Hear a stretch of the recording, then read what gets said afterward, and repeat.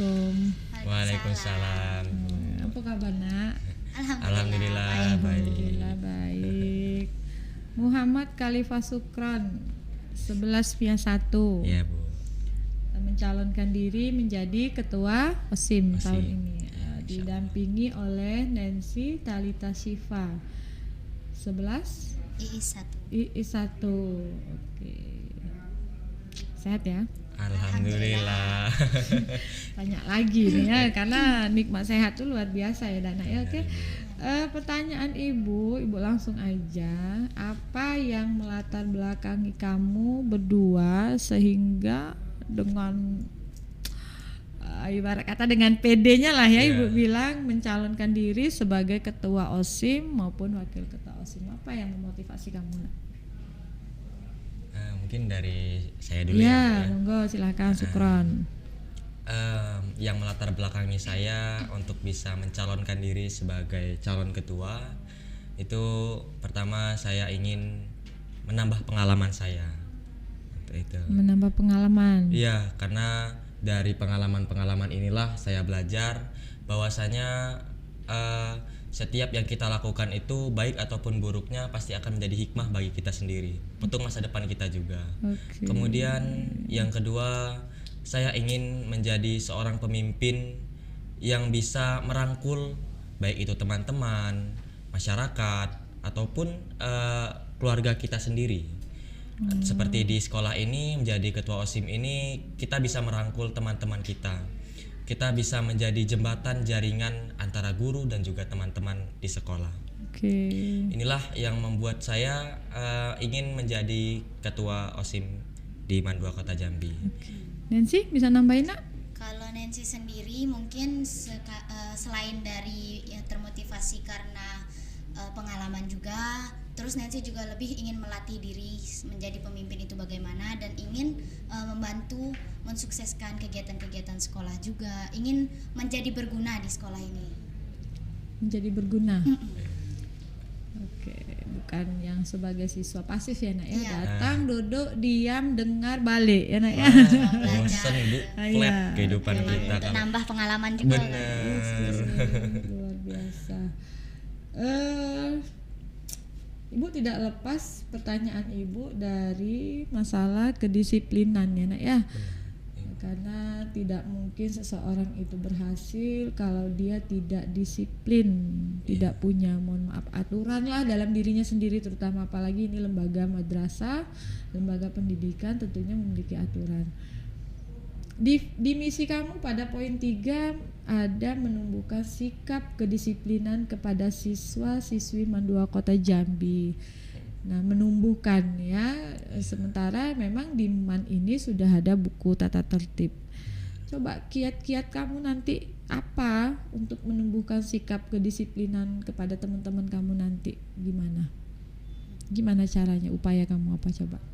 Baik, jadi sesuai dengan misi kami sebelumnya untuk menumbuhkan kedisiplinan bagi teman-teman di sekolah.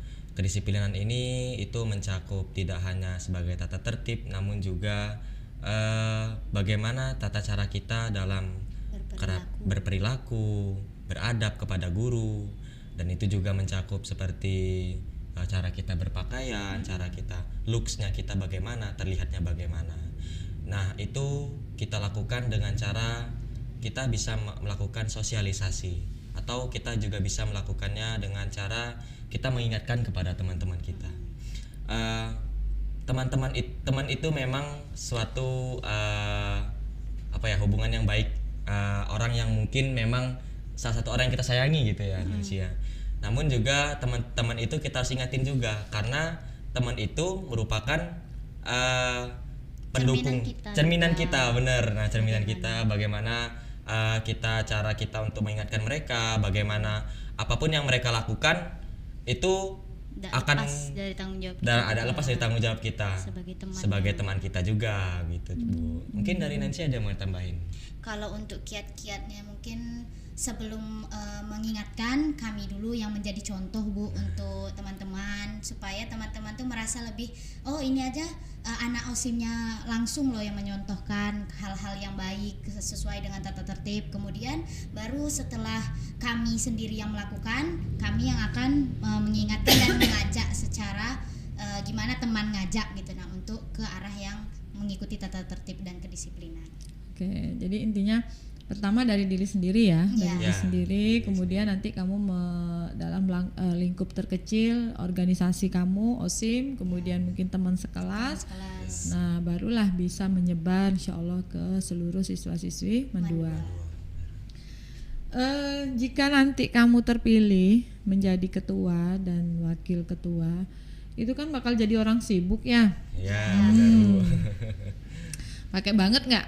Pakai banget itu. Banget sangat. Iya. Nian kalau kata orang Jambi dah, sibuk nian. Oh, sibuk, ya. Sibuk nian. Itu kayak mana kayak caranya nak?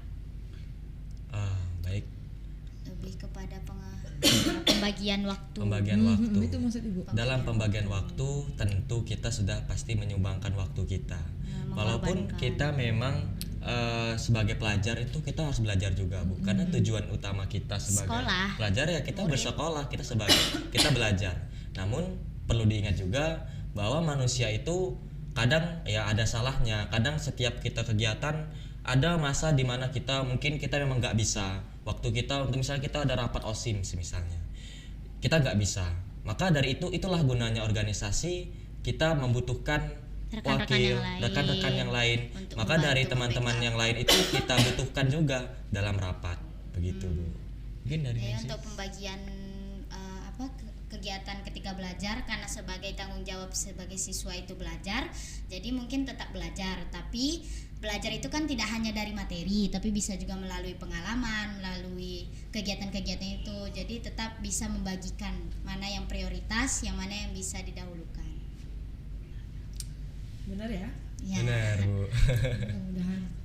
Ini agak ganggu dikit nih. Sponsor ya. Tiba-tiba batuk. Izin ibu minum dulu ya. Sip Ibu.